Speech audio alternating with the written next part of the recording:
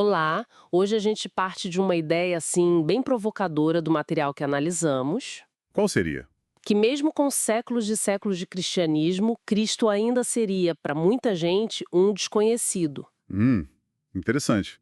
Não por falta de ouvir falar, imagino. Exato. Não é não ter ouvido um nome, mas falta um tipo diferente de conhecimento. O que será que é isso, né? É uma questão profunda, sem dúvida. Então vamos tentar desembrulhar isso. O material base de hoje, um texto chamado Cristo, este tão desconhecido 3, ele foca justamente numa diferença que considera crucial Que seria? entre simplesmente saber sobre Cristo e verdadeiramente conhecê-lo.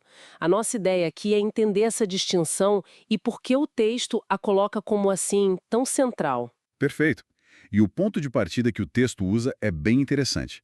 Vem da língua original, do grego. Ah, legal. Como assim? Ele pega dois verbos, eidenai, que seria um saber mais factual, sabe? Tipo, saber quem é uma pessoa famosa. O texto até usa o Pelé como exemplo, para ilustrar. Tá, um conhecimento de informação. Isso. E o outro verbo é gnosko. Esse apontaria para um conhecimento bem diferente, mais de experiência, de intimidade, de relacionamento mesmo. Então, seguindo a lógica do texto, alguém poderia, sei lá, estudar teologia a vida inteira Exato. e ficar só nesse saber, no Eidenai, sem alcançar o conhecer, o gnosco. É isso. É precisamente essa tensão que o texto explora. E ele vai até um pouco além, sabe? Como assim? Ele pega uma passagem bíblica, lá de Tiago, e interpreta dizendo que esse conhecimento puramente humano, o eidenai, quando está desconectado de uma fonte divina, Sim. poderia ser, e aqui estou citando a interpretação do texto, terreno, almático e diabólico. Ou seja, limitado, né? E talvez até enganoso. Nossa, é forte. É. Então. Quando com um conhecimento que viria por revelação divina. A conclusão do texto é essa.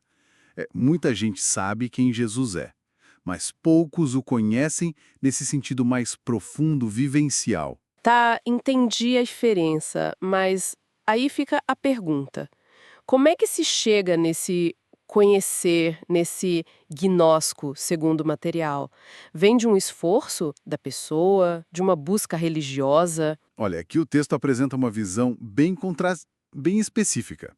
Ele argumenta contra essa ideia de ser principalmente uma iniciativa nossa, uma busca humana, tipo a religião como a gente costuma entender. Não seria um esforço nosso, então? A perspectiva ali é que a natureza humana, depois da queda, por si só, ela não se inclinaria para buscar Deus dessa forma mais íntima, sabe? Não naturalmente. O que nos leva para outra ideia fundamental do texto, né? Sim, que é da iniciativa divina. O texto usa até um termo técnico. Fala de uma ação monérgica. Monérgica. O que é isso? Significa que a ação parte só de um lado. No caso, unicamente de Deus.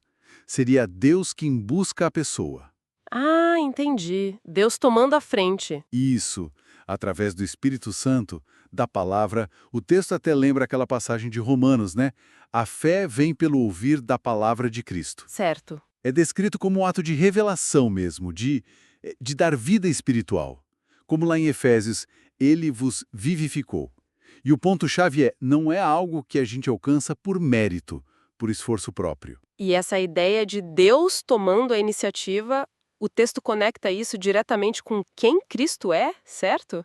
A divindade dele parece ser um pilar central nisso tudo? Fundamental. O texto dedica um bom espaço para reforçar isso, sempre com base nas Escrituras.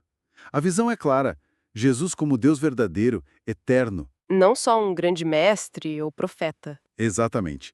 Ele cita, por exemplo, que o próprio Deus Pai chama Jesus de Deus, lá em Hebreus. Uhum. E cita as próprias falas de Jesus, né? Sobre ser um com o Pai, ou quando ele usa o eu sou, que remete à forma como Deus se revelou lá no Antigo Testamento. É uma afirmação de divindade ali. E o texto também traz testemunhos de outras pessoas, né, para reforçar esse ponto. Traz sim, ele compila vários.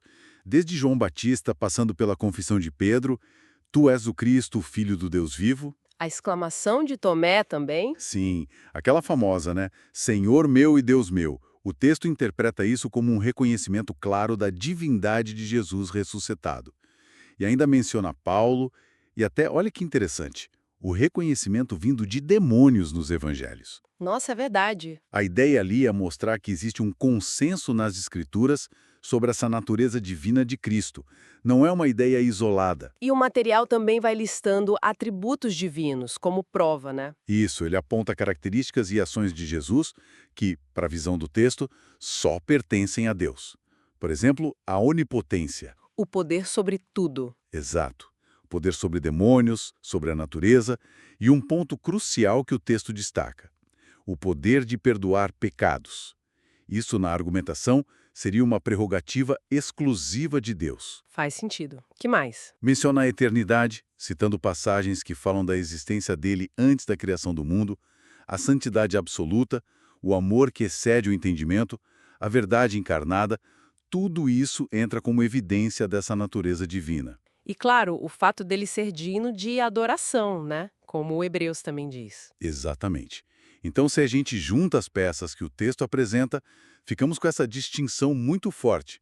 Um saber sobre Cristo, que pode ser só intelectual, e um conhecer que seria transformador, fruto de uma revelação divina. Uma revelação que o texto diz está centrada na pessoa de Jesus como Deus. Plenamente Deus, e que a iniciativa para esse conhecimento partiria dele mesmo, indo além do que o texto chama de mera religiosidade humana ou esforço pessoal. O que nos deixa com uma reflexão final, né?